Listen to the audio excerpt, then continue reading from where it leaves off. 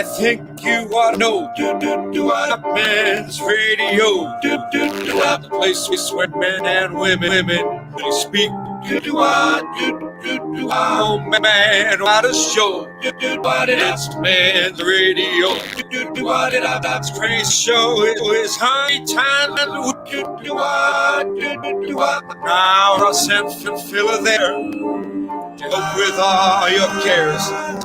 We laugh, we cry, talk like grown-ups do. But if you're sad low, you won't cause you know. Men's radio, that's the place for you. With Russ, Kane, and Phil Dave. Well, a very, very good morning to you. I say a very, very good morning. I don't know if it is a good morning or not, because we seem to be battling technology this morning. No, Phil, I've got you like you're talking Russian in my. I heard an echo version of the song, and now I'm hearing you twice, and I'm hearing me 3 times. So I don't think I'm going to be able to battle through this particular show. I have no idea why. When I went on to link onto, because you haven't been able to speak to me, when I went on to StreamYard, it wanted me to come on through through Facebook for some boring reason, as opposed to doing the normal thing. So there's something. I don't know what it is. I can hear myself now, though. Good morning to you, Dave Sleet. Greetings, one and all. Barry J. Allen. I haven't got your theme tune, so we just assume that that's okay. Welcome to a new week, all. Absolutely. We do have a guest, technology, providing that it works. This is Men's Radio. You're listening to us on all over the freaking place, right? On Deluxe Radio, on Radio Waves. You're listening to us on Twitter, on Facebook, and of course on Men's Radio Station on the YouTube channel. And if you're visiting the YouTube channel, please hit the subscribe button, hit the like button. It would be great. Paul Claridge, I'm hearing echo sound too. Oh, that's very, very, very interesting. You are. I'm not now, but you. Oh my gosh! Let's all go from Paul Claridge in East Croydon. Let's dash across the Atlantic to New York City. Asa Don Brown, hello. Good morning from New York. Good morning to you, Asa Don Brown, New York City. That's marvelous there. And from New York, we dash across to Spain.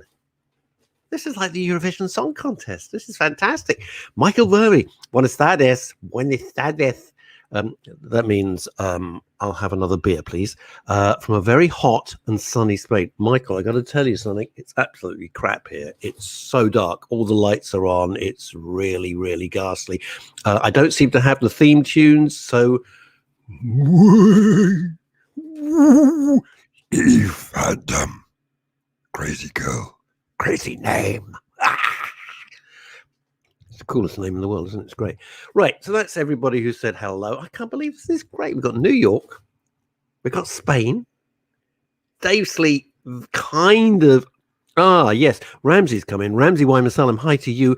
I'm in the Costa del Surrey. You're in the Costa del Surrey. I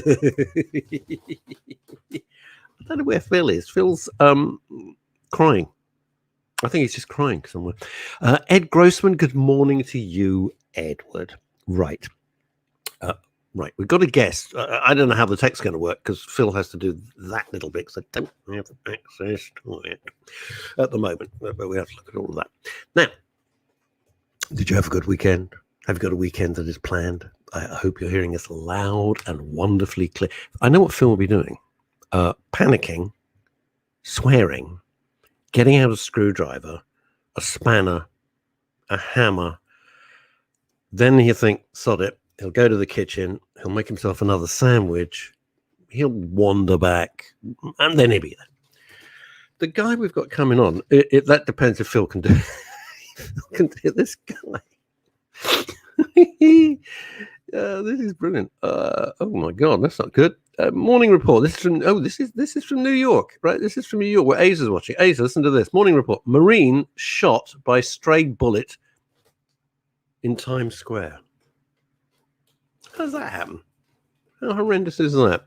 He's a Marine. He's probably seen active service, minding his own business in Times Square. Stray bullet kills him. Unbelievable. Linda Dave. Hello, Linda. If you see your son in the next sort of hour, be very, very grateful if you just say Phil, what are you doing? This isn't time to be in the kitchen eating and drinking whiskey. This is the time where we broadcast the show. If you see him, Linda, I'm not saying you will, but you may not. We don't know. Now then, I want to ask you, Paul, are you still hearing an echo? Is the echo gone? Don't know. Ramsey, this is the point. This is the point. Ramsey, you know him so well. It's his lunchtime. He's probably making a panzania. What is a panzania in the kitchen? Gang, help me out here. What's a panzania? I have no idea. No idea. Don't know what it is. Is it like a sandwichy thing, a kind of omelette-y thing? I don't know. All right. This is what I want to... Wait a minute. Isn't it marvelous? Seriously. Good grief. Sorry. Who are you? Sorry, who are you? Here's our special guest, everybody. Now, Phil, you've got quite an interesting story to tell us. What would that be? Well, it would turn out that apparently my technology doesn't know how to behave. You can see now that my rather redundant microphone is going to go to one side. I'm going to have to use the AirPods for the sake of this program. But anyway, so modern. Do you hear that, everybody? AirPods. These kids, eh? Dear, oh dear. Anyway, All I right. can only apologise about that. Anyway, it's okay. Paul Claridge is saying the sound is okay now. That's great. By the way, I'm sure it is. I've sent an email. The guest. There's a guest. I hope you see it. It's a really interesting guy. He's abseiling. My idea of hell is that I've got a fear of heights. I know it's crazy what I did for 20 years as a living, right? But I got a fear of heights. In a building, I'm absolutely fine. In a plane or anything. But otherwise, if I had to do anything like a mountain climb or anything, and he's abseiling the tallest building like forever for money, for charity. Philip. Highly admirable, but I have to say one thing that I don't think I could stand. I couldn't do it. Absolutely couldn't do it. I couldn't do it. In the days that it was a charity and they were doing abseiling down buildings in the city in the financial sector, and so I said, Russ, hey, you're here. Why don't you give it a go? I said I'd rather just step in front of a bus. It would be quicker and less scary. Now, right. Here's my point. Here's my question. All right. Good, and Paul Claridge is happy with the sound. That means our engineer in the engineering department in East Croydon, up a ladder, being beaten up. He's happy, so we're all we're all happy now. Right. Here's the thing. I'm not going to do any Matt Hancock gags because it's just obvious. But I would say this about the media, if I may. We are part of the media. Phil's part of it. I've been part of it. We are. Please leave Mrs. Hancock alone. Leave her alone. We don't want to see photos of her. The poor woman is going through a ghastly public humiliation. For that, it's a personal matter. The rest of it, I understand. And I did all the gags and all that. Of course I did all the gags on that. But that was about the irony of the situation. But you don't need to be camped outside this woman's house. It's not fair. She must be covered in humiliation and embarrassment. Bad enough anyway. There's 3 kids involved. And then when it crosses the line between what is in the public interest and kind of vaguely amusing and annoying all at the same time, and goes into the private world, I got a real issue with that. Just leave her alone. I mean, where do you stand on that, Phil? I was going to say, I'm going to be perfectly honest. I'm going to say, I think the whole blooming thing stinks. I just think it's absolutely nobody's business whatsoever. And even though I realize that there are going to be some people who say, well, hang on a second, he's in the public eye, so he's got to be able to take this, blah, blah, blah. To some degree, I get that argument. But if I'm perfectly honest, I think it's no one's business. Absolutely nobody's business. All right. I've thought about this actually very carefully from our point of view, not a political point of view. I don't want to be doing politics on the radio here. That's not what we're about. From our point of view, and everybody's suffering, as everyone is around the world through the pandemic and COVID and all the rest of it, and like good little citizens, we have, of course, just follow the rules. Had he been a finance minister or minister of transport or minister of silly walks or whatever, but who cares? I don't give a monkeys. I don't care what people do in their private life. It's none of my business. It doesn't affect me, and it doesn't affect you. When you look in the mirror, you think, "What the hell do I care? You can sleep with a goat. I mean, it just doesn't bother me. I don't care. It's not my concern, and it's not for me to say anything. But when it's the guy who's been telling us what to do, apart from the fact that the irony, you couldn't invent such irony. It's an untenable situation. That's why we don't need. Oh, yes and no. I mean, my problem with that is very simple, is that I'm not defending what he's done. He's broken the rules.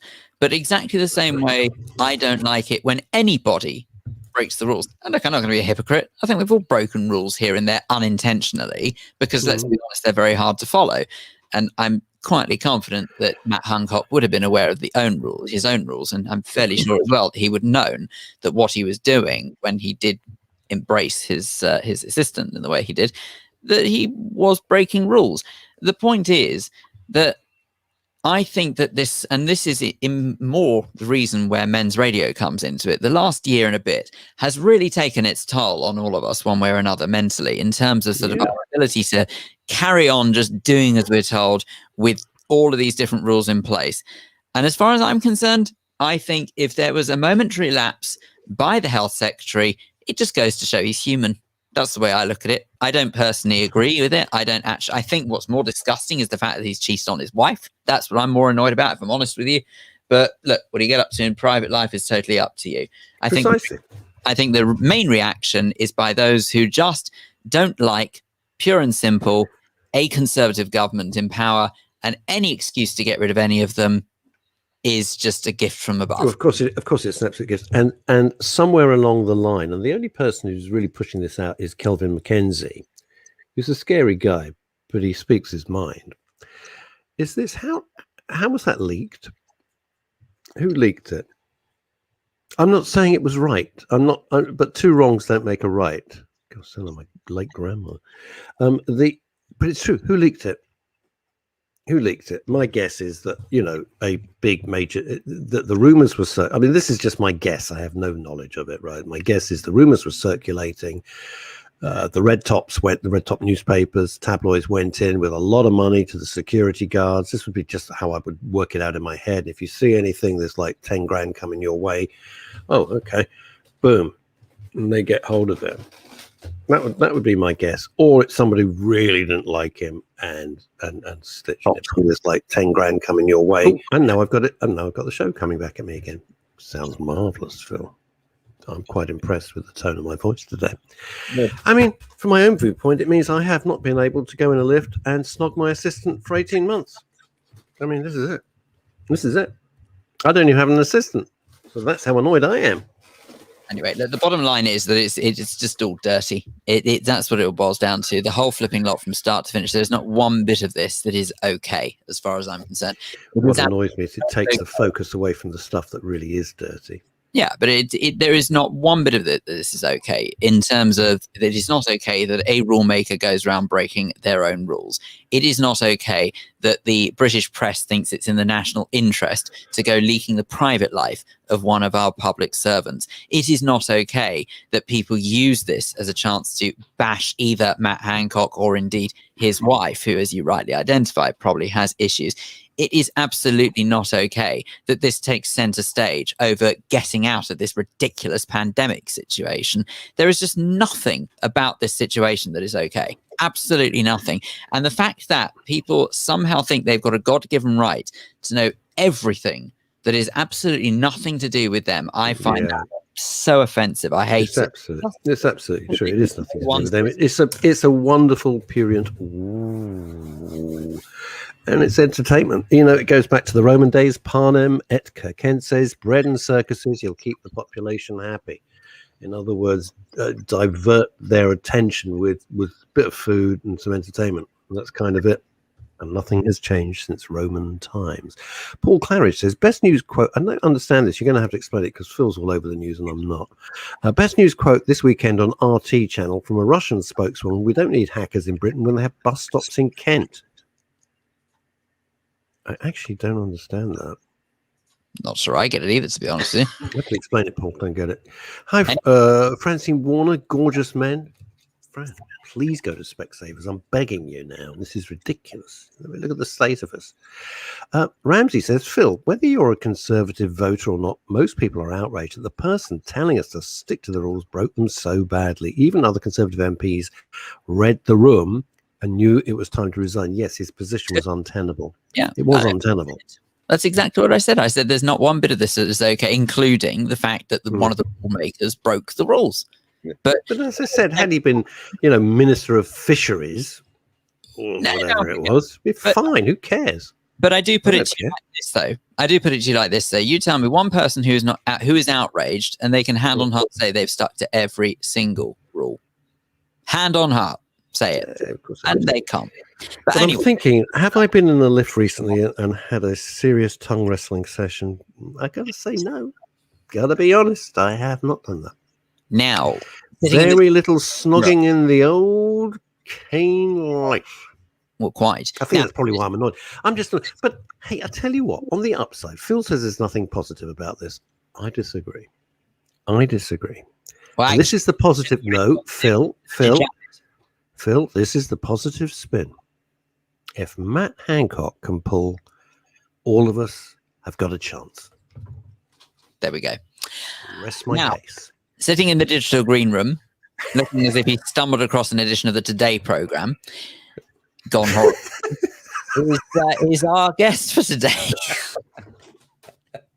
I am very pleased to say that Rob Lloyd, who some of you may actually recognise, actually, because Rob Lloyd is from Secret Millionaire and Real Housewife of Cheshire. So hang on, so what are those two shows? Because I don't watch either of them, but what are they? The Secret Millionaire and the Real Housewife of Cheshire. The Secret Millionaire, that's not when they go undercover. That's Undercover Boss, isn't it?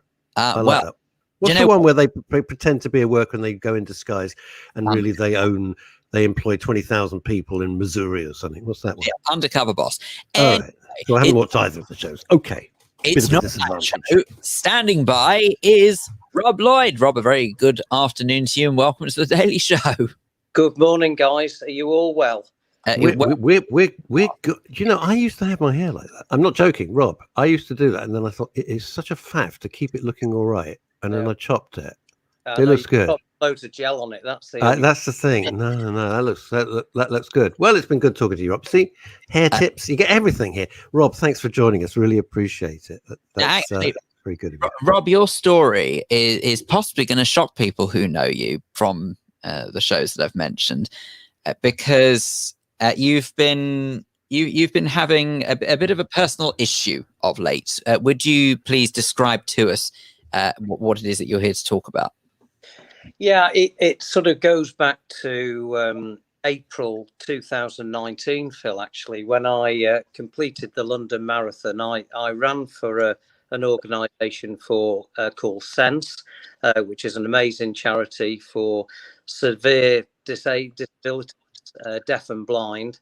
After I completed the marathon, which took me, would you believe, around 7 hours, which was hugely embarrassing. And are you kidding? I think that's fantastic. It would have taken me 7 weeks. No, I'm serious. It was well done, you.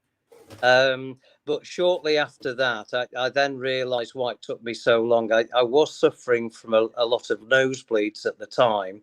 And anyway, went to the doctors and said that, I was suffering from these nosebleeds. I'd just done the London Marathon, had done quite a bit of training, but there was something quite not right. Anyway, within a day, sent me off for a blood test. Blood test came back that afternoon, and got a call from the doctor and said, you better pack your things up and get down to Glenclwyd Hospital. They're waiting for you. And I said, is there anything serious you need to tell me? He said, well, expect the worst, and they'll let you know when you get to the cancer unit. Oh my God. So, and that's no word of a lie. That's how it came across.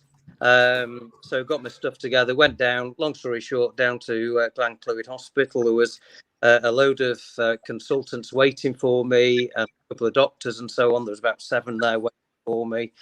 And, within literally half an hour, I was on the drips and things like that. And anyway, after all of that, when they found the blood tests, counts and so on and so forth, I was diagnosed with lymphoma. which is a cancer in the blood, basically. Oh So my God. it was a bit of a shock to the system, but at least they found and they caught it quickly, basically. So they jumped onto it, and they were incredible, I have to say. Yeah. Oh, Well, you're the picture of health. I mean, you look fantastic. But what a terrifying way to find out.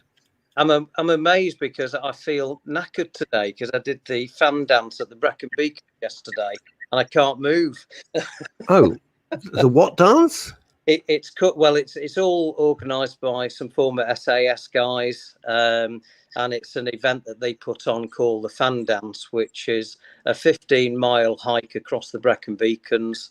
And I had 37 pounds on my back, so it was like carrying my little daughter, to be honest. Oh So my God. it was quite torturous, I have to say. Yeah, just a bit. God. Oh, God. I'd be struggling just carrying 15 quid in change and just walking to the bus. Never mind about dragging around the Brecon Beacons. Wow. But so they've, more importantly, Rob, they've dealt with it. Are you in full remission now? What's the story? Yeah, went through around 9 months of chemotherapy. I still sort of take treatment 3 times a week. It's a disease that I won't get rid of. I mean, it's not curable as it were, unless they find a miracle, to find something that can do something. But I've got it for the rest of my life, to all intents and purposes. But it is treatable. I feel great at the moment. I'm in good health, touch wood, and doing a lot of training for these challenges. So I just take every day as it comes. The way I approach life is almost that I forget that I've got it, really, and sort of ignore the fact that I've got it and just treat it like, I'm a healthy person and just get on with life and don't whinge about it and just carry on. Extraordinary. Rob, can you please just define for us, though, because I think some people really struggle with this term, is that you say it's not curable, but it's treatable. And I think as soon as people hear the words "it's not curable," they instantly think that that's it. The individual that is talking about that is somehow a write-off. But it doesn't necessarily mean that you can't necessarily go on for years and years with treating this. Is that right? That's right, Phil. I mean, I've asked the sort of dreaded question: how long have I got? Is it short term, medium, long term? And the answer to it, the feedback is no, but nobody knows. It's one of those things. It could be 5, 10, 20 years, and it's just a matter of keeping going back for the blood tests, looking after yourself and things like that. So they won't give, any sort of definition that you could live for the next 10, 20 years or whatever. They just won't do that. But I feel confident enough, certainly the way I feel at the moment, that I'm in good health, I'm in good spirits, and I hope I'm going to be here for a long time. So do we. So do we. Rob, because we focus on mental health and well-being, which is why I wanted you on the show when I saw that we could grab you. We don't normally have guests on a Monday, but I thought, no, this guy, we want him on the show. Up here in your head, we often talk about having like a positive mental attitude that can really, really help. It helps with life, but certainly with illnesses, it can. Not if you've broken your leg, but with other things. Do you think that's affected you and helps you dealing with this?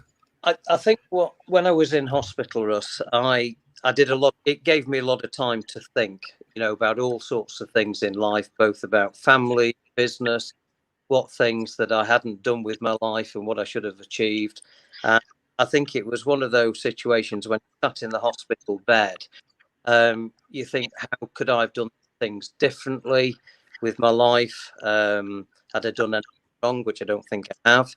And I just felt at that time that I wanted to change my life, the dynamics of my life slightly. I'd done a lot in terms of business, which was successful when I had the PLC.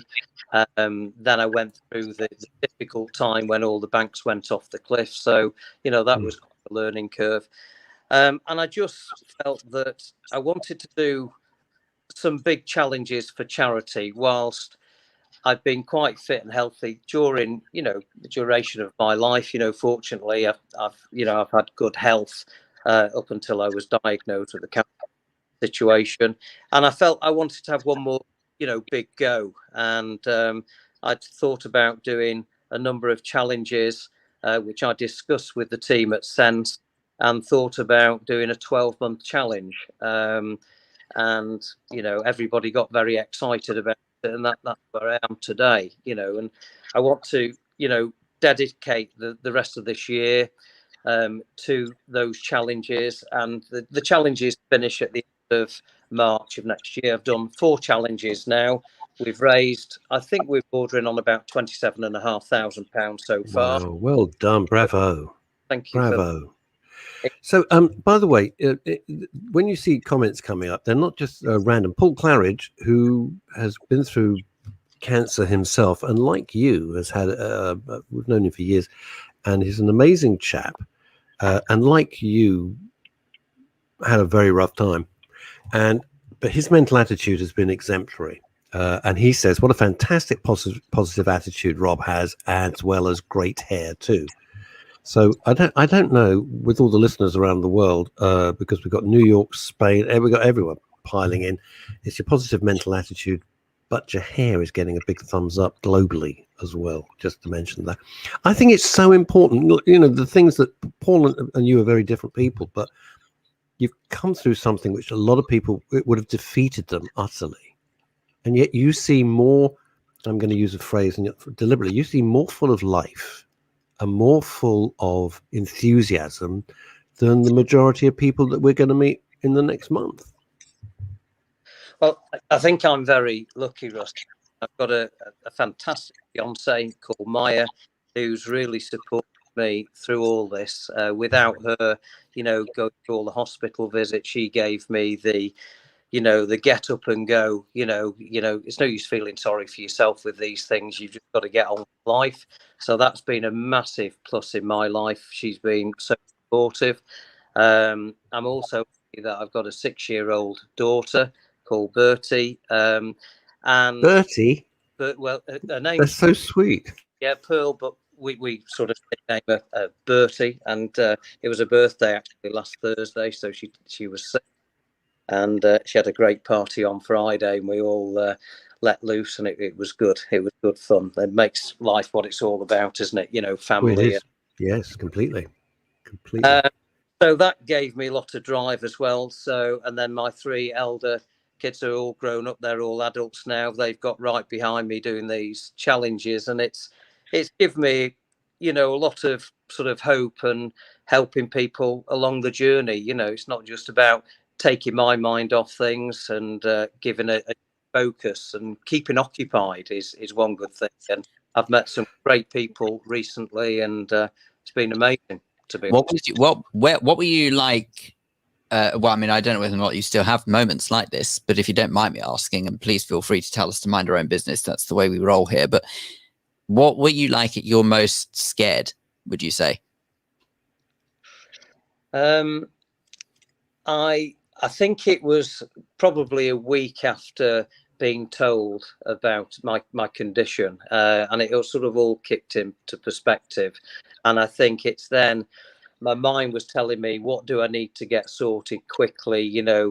Expect the worst outcome, to when I kept saying, is it as a short, medium, long term disease I've got? How long have I got? And that's the question I kept asking, and they wouldn't give me the answers to those questions. So it was the thing that kicked in was getting my house into order, making sure my fiance was going to be okay, my family were going to be okay, and what things I needed to do quickly financially to make sure everything was in place. And then, the conversations with the consultants improved insofar that, it's a disease that can be sort of taken care of, if you like. It can be monitored, and you just got to keep having. And I felt a bit more confident that there's still light at the end of the tunnel, type of thing. And I just stayed positive then, and so I think it was the week after I got told that was probably the worst, and then when the treatment starts, and you actually, it's my fiance came in a number of times and said, she said she didn't really say when I was having the treatment per se, but after I'd gone through all the chemo, she said, there was times then you were looking really poorly at the time, because you go through, Sure. anybody that's having chemotherapy, it's a bit of a tough slog sometimes, It's rough. Yeah. It's very rough. Yeah. It is. What are these challenges? So what have you, what are the challenges? A year of challenges. I find it a challenge just getting up in the morning. I'm not kidding you, but that's my challenge. What are the challenges? What are you doing? Well, it's a mixture of things. So I started at Christmas time. That was when I needed to start doing the preparation. So the idea was to start the challenges from March of this year, but because of the pandemic and because of all the lockdown rules, we had to move things around. So because it was still pretty stringent in what I could and couldn't do in March, we started off with what we called a 6-hour static Tour de Llandudno of all things, which was literally 6 hours stuck on a bike cycling non-stop outside the Sense charity shop next door to Marks and Spencer's in the centre of Llandudno. So that was a grueler in its own right, because I hadn't ridden a bike. 6 hours on a bike non-stop. I know, yeah, that was tough going. We had quite a few people that joined in. We had a guy called Jack Marsden who used to be on Heartbeat and Cops, and another guy that was on Scott Wright, who was on Coronation Street in his day. And so a few people came down to support it. We collected a lot of donations from Marks and Spencer locally, and that started the process, guys. And then a month after that, I, for my sins, jumped out of a plane. And Oh God! For somebody that's not good with heights, that was not brilliant experience for me, but I did it. That was over at Whitchurch, and then I moved on to an SAS boot camp for 48 hours in the Brecon Beacons. I couldn't have picked the best weekend. It rained all the way through, never stopped raining. It was cold, wet, horrible. And you put on all these exercises, and it tests you mentally and physically. And a pal of mine who's a former bank manager from London, he came on it, Jeff, and he just wanted to support me. And he said, go on, I'll do it with you. And he came to my tent on Sunday morning. He said, Rob, I'm done. I'm going home. This is too much for me. And I said, well, don't overdo it. If you want to do a bit more. No, he said, I'm out of here. I'm heading back down to London. So I persevered with it. But I have to say, I would have liked to have done that challenge 25 years ago, because I think what those guys do, and these are ex-SAS guys, paratroopers and what have you, what they go through, and what the things they do to look after us as a country, is absolutely incredible. I mean, these guys have got no fear. I mean, I think after the first day, a lot of people wanted to quit. They got blisters and God knows what have you. And these guys think nothing. I mean, these are real hardcore, and Yeah. it was a great experience. So that was that one. And then the fundraising. Rob, sorry to interrupt, but do you feel better for having done these challenges? As in, I'm assuming that they must have been quite flipping grueling by the sound of it. Yeah, they sound horrendous. They but were. In hindsight, I take it you feel better for having done them. It took me about a week to get over the SAS boot camp, because I was frozen, most of the way through, wet through, and of course I picked up some sort of a bug at the end of the day. It wasn't COVID or anything like that, but I had some sort of bug for about a week, and I felt, I got quite run down. It takes so much out of you.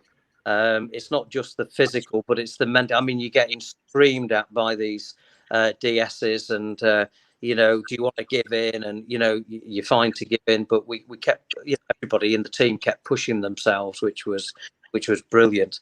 But I suppose what it taught me is how much your body can actually take. There's a lot in your body which you sometimes don't expect that is in there, and you do feel like giving up. but then something else kicks in, and there's something else in you that keeps driving you and keeps pushing you. And it's like yesterday. I mean, halfway through, a lot of people were turning around saying, "Look, I think we'll just call it a day." And everybody, I have to say, I think there's about 80 people generally that did it yesterday. I think I was the only one doing it for charity. Oh, there you go. Rob, yes, that's gone a bit funny. There we go. You're back. Rob, I don't think we can hear you at the moment. Can't hear you. Rob, we can't hear you at the moment. Your signal's gone a bit funny. But I'll tell you what, let's give you the chance to sort that, and we'll get you back on in just a moment. What a guy. Do you see why I was so keen to have him on the show? What a guy. Amazing man. Rob, absolutely amazing man. Have we got you back, Rob? No, we still can't hear you, I'm afraid. It's a real shame. So I tell you what, I'm going to advise that what we do is we don't want to lose you. So why not, if you leave the link and re-click on it and come back in, and we'll see if that does the trick. So there you go. I know he can hear us, so hopefully he'll do that. That's extraordinary. What a bloke. My God. Wow. Mind you, I agree with Paul Claridge. If Rob wants a really tough challenge, he can spend a day with me at East Croydon Station handing out the Evening Standard. I'll say. Chrissy Richards. All this year I'm off to sunny Spain. Viva España. Says, hi boys, hope you're okay. Just got in from shopping. Well, why not indeed? I've seen pictures of where she lives. I don't think there were any shops there at all. In the middle of nowhere. Susie, hi guys, listening to you today from Whitby. Oh, yeah. Whitby. I am my geography is just disgusting. I know it's on the coast, but I don't know where it is. I'm being honest. I have my geography is terrible. Show me somewhere in America. I can show you where it is. My English geography is disgraceful. Well, luckily, it has been. I think I've had no interest in where anything is. Now, do you know what? That's so ironic. I didn't know your geography was bad either. But isn't it weird? I mean, you're slightly better known for this, but bearing in mind both of us have done stints at doing travel news here and there, the fact that neither of us know geography, and yet we've both reported on stuff that's quite heavily dependent on location. Apparently, according to Uncle Google, Whitby is a town in Yorkshire. So there you go. Right. Oh, I'm thinking it's a port. In my head, I see ports and fishing villages and fishing boats. Yes, apparently it's a seaside town in Yorkshire. So there you go. Okay, well, that sounds nice.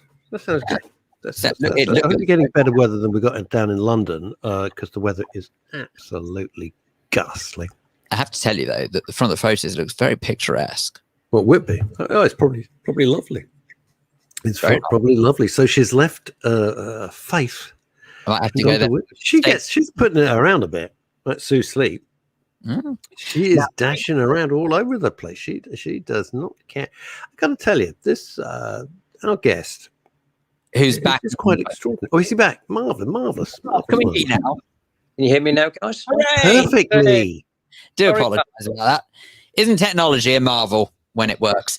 Anyway, right. So sorry. So I'm going to be perfectly honest with you. I don't even know where the heck we got up to. I know exactly what we got up to. We'd finished discussing this horrible SAS course, which I would have been with your bank manager, Rob, except I would have said, look, I'm with you in spirit. Let me know how it goes. I would have dropped you off. Maybe I'd have given you a lift up there. What are the other is there an abseiling that's involved? Because that's the abseil piece of paper that I was sent. That's it. We've got an abseil in Olympic Park down in London on Thursday. Oh, God. So we're going down to London on Wednesday, get prepared for that. And then on the Saturday... Rob, what are you abseiling down? I know my stomach's already knotted up. Go on. Oh, it's not that Twisted Tower, is it? The Twisted Tower, Phil. Yeah, it's the tallest structure. Oh, no. Oh, wow. So, gracious me. Paris thought I'll be dressed in a tutu in colours, in orange and purple. So dread the thought of that. So I'm sure. Is there a particular? I'm going into a dangerous area here, Rob Lloyd. Is there a particular reason that you're risking life and limb abseiling, but dressed like Margot Fontaine? Why are you doing this? There'll be a few other special guests joining me, and the team's good idea for me to get dressed up, similar to when I did the bike back in March. They thought it would be a good idea to and get the other guys to participate in doing the abseil dressed up in the sense regalia, if you like, for want of a Dear God. So, With abseiling, when they said, "Oh, go on, Russ, you're here, have a go," this was many years ago. You're at the top of the roof, which would freak me out anyway, and then you've got to lean back, haven't you? And then you lean back to the point of no return. I couldn't. I admire you so much. I couldn't do that. Yeah, there's nothing to cling on to, Russ. It's literally it's not like going down the face of a cliff or something like that where your feet can touch the sides and so on. But this is just a sheer drop, I'm told. So yeah, it'll be an interesting one, I think. On the day. I love that. It'll be interesting. Rob, this is the difference in you and I. I'm thinking, have I got any milk for my coffee? And opening the fridge, that will be interesting to discover whether I've got any milk or I haven't. Your idea of interesting is, I'm going to abseil down like the tallest thing I could possibly find. You guys are welcome to join me, Yes, thank you so much. Sadly, I'd love to. I'm watching hair that day. I've got to sort my sock drawer that day. It's in my diary. I can't, I've got to pre-plan my life, and sock drawer is Thursday, sadly. Otherwise, I would obviously be there. I'll be right next to you, Rob. Well, maybe we can get you another challenge, guys. Yeah. Bad line. Can't. Phil, I can't hear our guest, Rob. Suddenly, I can't. Oh dear. No, it's a shame. I just can't hear him. You're an amazing fellow. Rob, I'm being amazing fellow. Rob, I have to tell you, and I'm being deadly serious. This may absolutely be shooting myself in the foot here.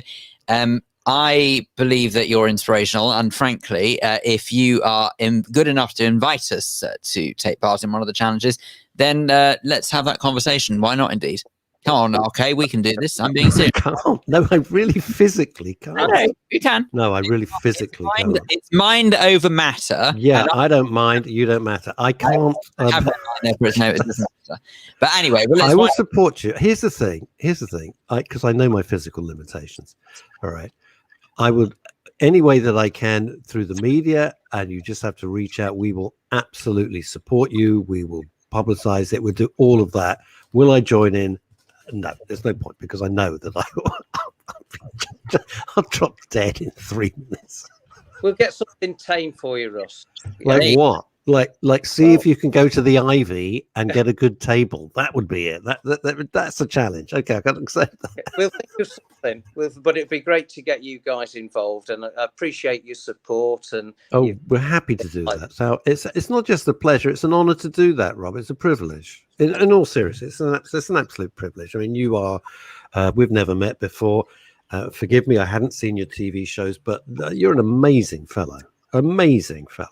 The way you've resonated with our viewers and listeners is boom.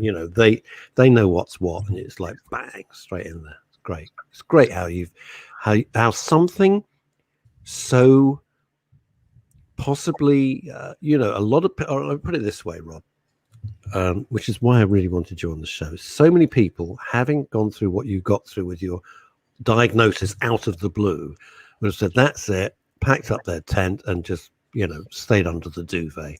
And you have embraced life. You've obviously helped so many people, and it is Phil's absolutely right. It's inspirational. That's what we try to bring into the show. People like yourself, amazing. Actually, but that is kind of the point, though, is that sort of despite everything that you have gone through, you are going through, all that clearly went through your head is, how can I help others? And I think that is pretty remarkable, because I'm not sure, if I'm honest with you, that I'd think the same way. I've got an interesting one, Phil, if you don't mind me. Just one of the challenges, which is a bit further down the line, is in September. And it's I got approached by Rydal Penrose, which is the local school here in Colwyn Bay. And they really wanted to get involved. And this is just an interesting, these are the sort of people that are approaching me now. They said, how can we help? Is there an event or challenge that we can do as a school?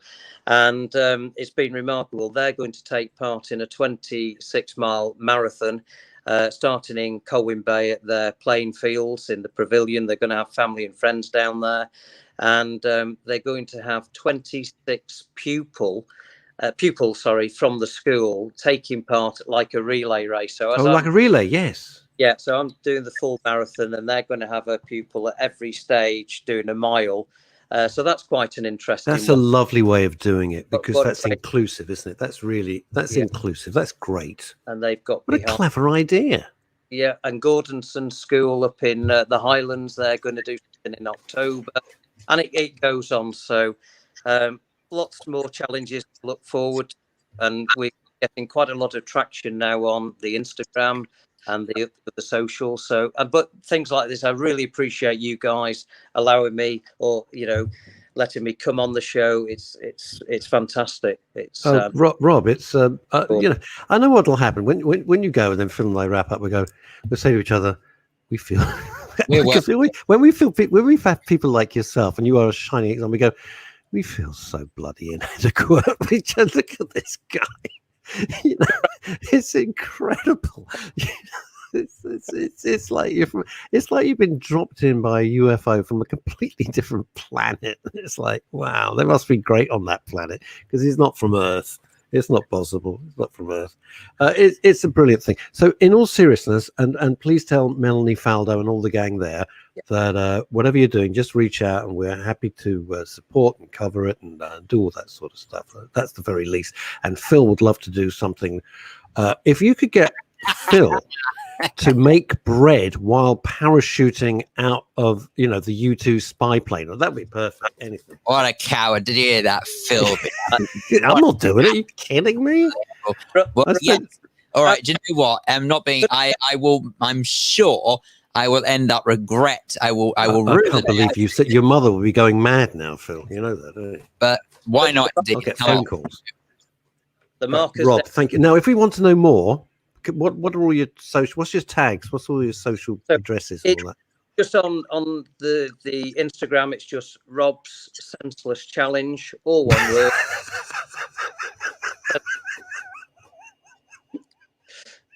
So, and that's what it is on the rest of I'm sorry, that's hilarious. Are you on Twitter, Rob? We're on Twitter as well, and Facebook. Still as Rob Senseless Challenge. Yeah, that's it. That's hilarious. That's absolutely bloody hilarious. Rob, thank you so much for joining us. I really, really appreciate it.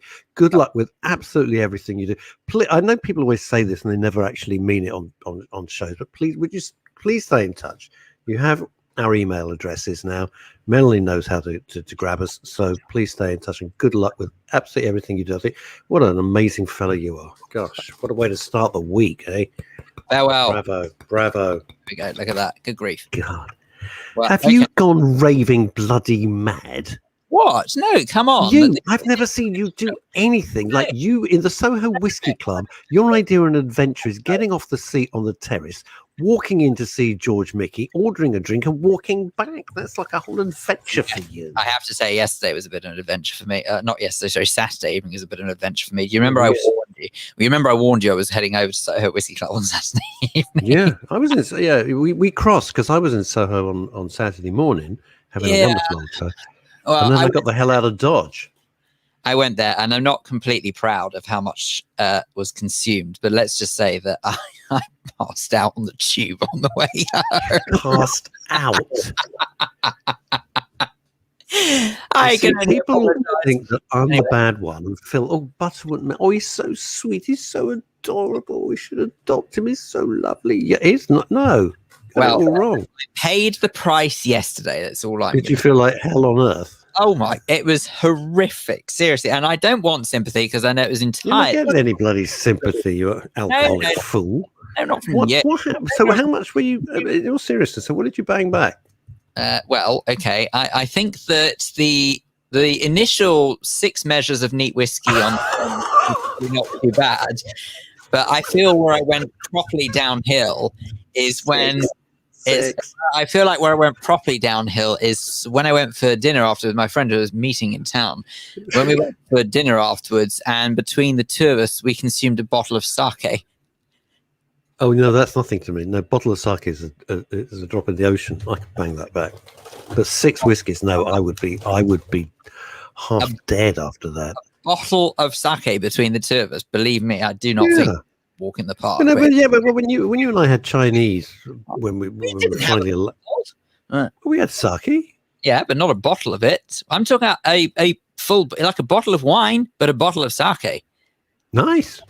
That doesn't affect me. It's odd. It's a whiskey. Cool. Oh. I can have 2. Then somebody says, "Oh, Russ, let's get the," and I'm struggling. I have a rubbish metabolism. I learned a very valuable lesson this weekend, and that is stop trying to beat George Best. But anyway. Oh, easy now. Easy. That was low. That was a bit. Try not. Yeah. Yeah. All right. We'll move on. To that. Chrissy Holt from Spain. Oh, I say, come on, grow up. We all know it. Not a question. No, it's not. No, I tell you why. It's only because Angie Best, his ex, and I message each other quite often, so I feel a bit. She misses him badly, so that's. Although at the time, no, Phil. At the time, I got to say, at the time, I was pretty critical. But I hadn't gone through what the whole process of meeting so many extraordinary people and realizing that if it's an illness and it kind of goes out of your ability to make a choice. I get that. Anyway, the line is that, all right, fine. Well, to anyone who's offended by a warped sense of humor, no one's offended. It was just no one's offended. No one's offended. Anyway, everyone's grown up. Linda Dave, I knew you'd be in trouble. Where were you when you came to Phil? Had you passed your stop? No, the only good thing is that I managed to come to one stop before I was due to get off. But I absolutely do not remember a thing between, I'm fairly sure it was between something like, I'm going to say Belsize Park and Burnt Oak. In fact, how did you get on with all your marching pals? I can hand on heart say it was the fastest tube journey I've ever known. It was time travel. Oh Christ, we're here. We went through a wormhole in space. The space time fabric. Tell me something. How did you get on with all your protesting pals on Saturday? Did you have fun? Did you? So were you wandering around with your Palestinian flag, or how did that work out? Well, funnily enough, actually, I walked past one or two who were wearing Palestinian flags, and I don't know. Any words spoken? Like, I don't know what possessed me. I don't know what possessed me. No. Oh God. Go on. I don't know Go on.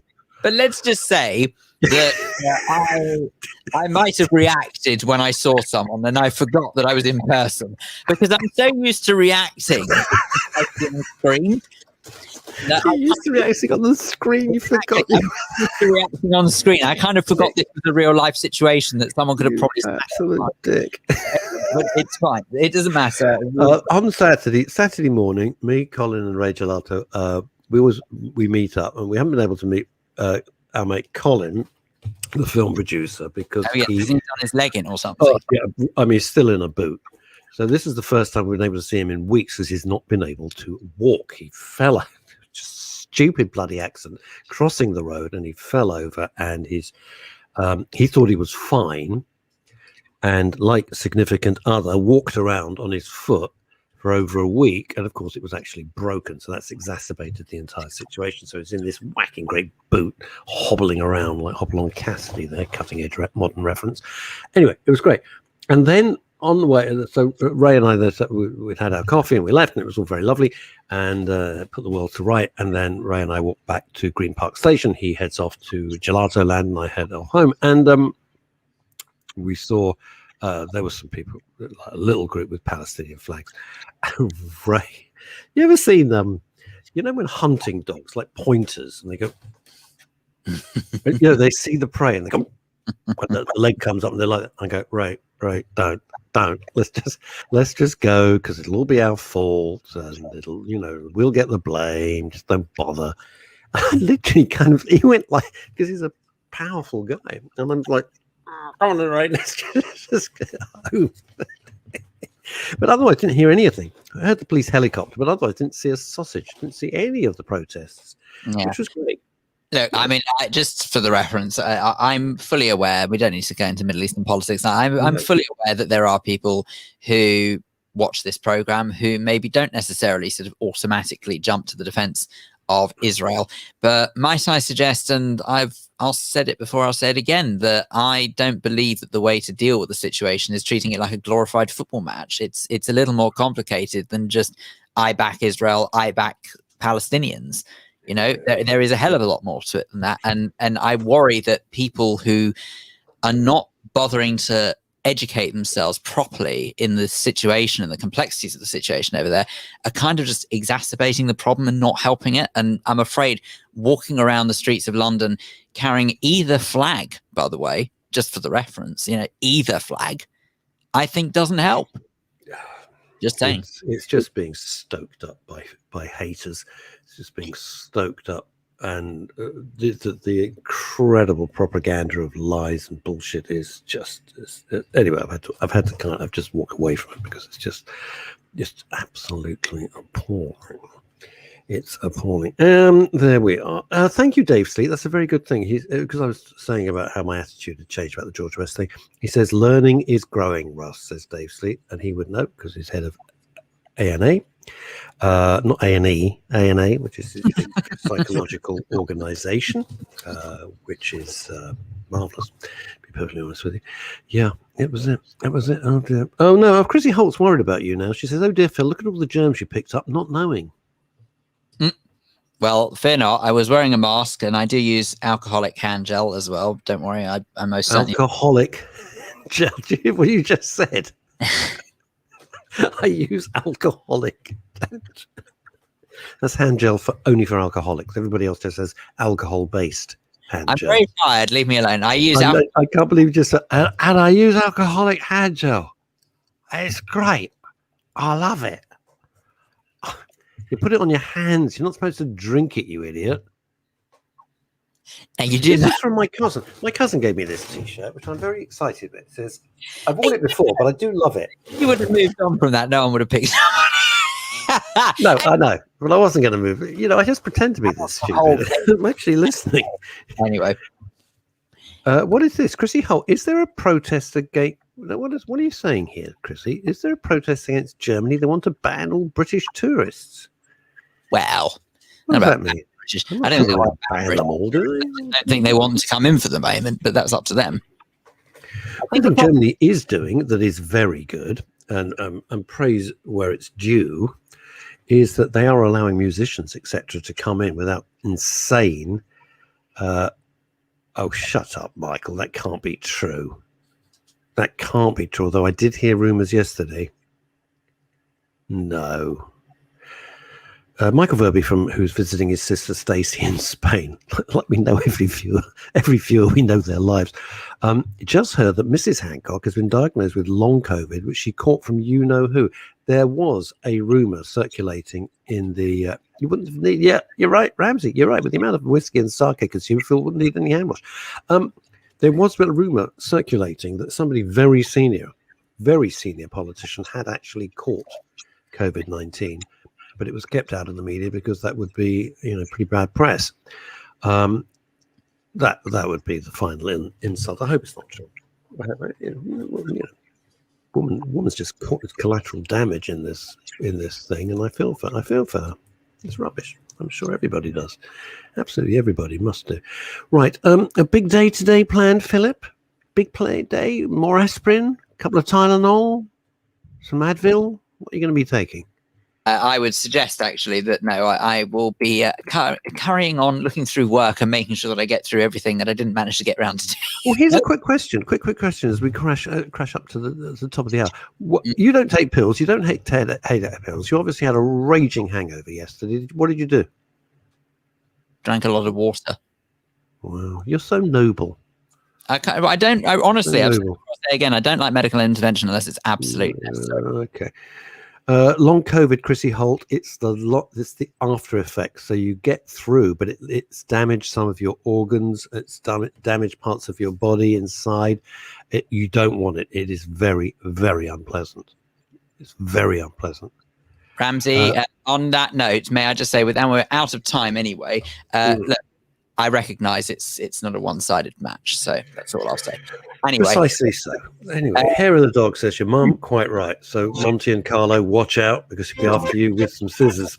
See you Wednesday. Wednesday.